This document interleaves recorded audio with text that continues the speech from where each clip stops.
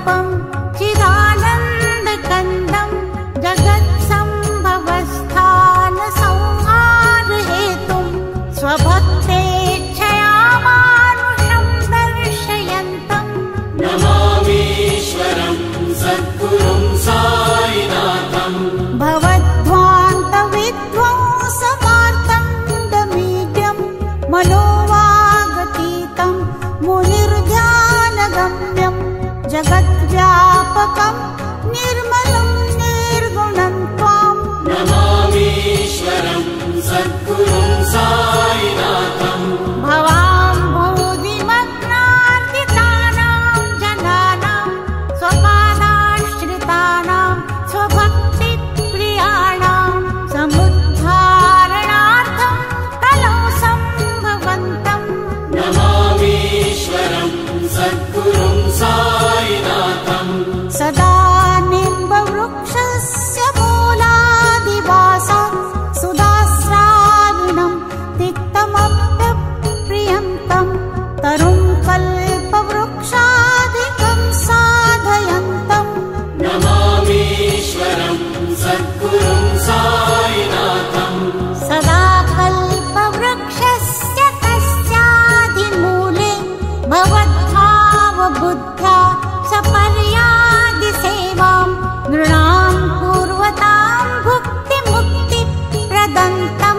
नमामीश्वरं सद्गुरुं साईनाथं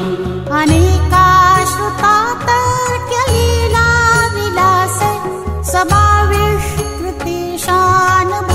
समाविष्कृतेशानभास्वत्प्रभावम्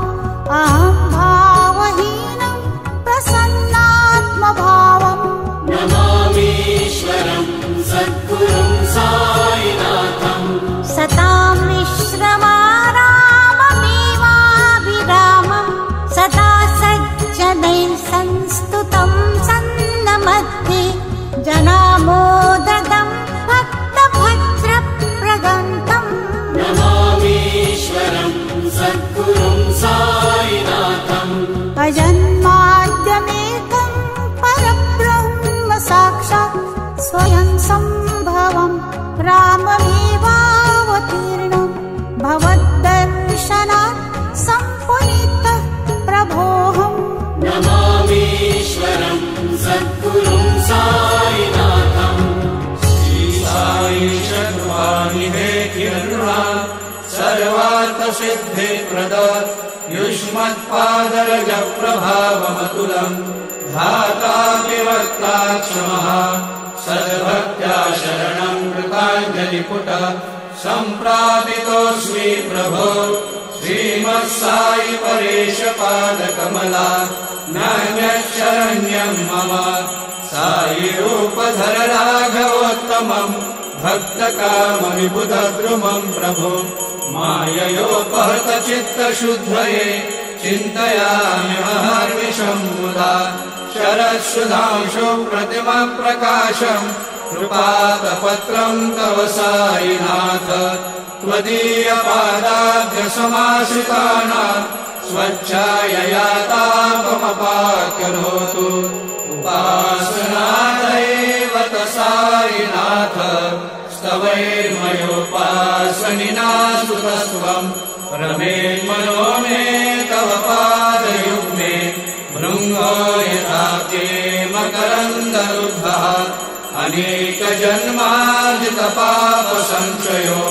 भवेत् भवत्पादसरोजदर्शनात् क्षमस्व सर्वान् अपराधपुञ्जकान् प्रसीद साई सद्गुरो दयानिधे श्री साईनाथ चरणामृतपोतचित्तास् तत्पादसेवनरता सततं च भक्त्या संसारजन्यदुरितोद्धवनिर्गतास्ते कैवल्यधाम परमं समवाप्नुवन्ति स्तोत्रमेतत् पठेत् भक्त्या यो नरः सन्मनः सदा सद्गुरो साईनाथस्य कृपापात्रं भवेत् ध्रुवम् करचरणकृतं वा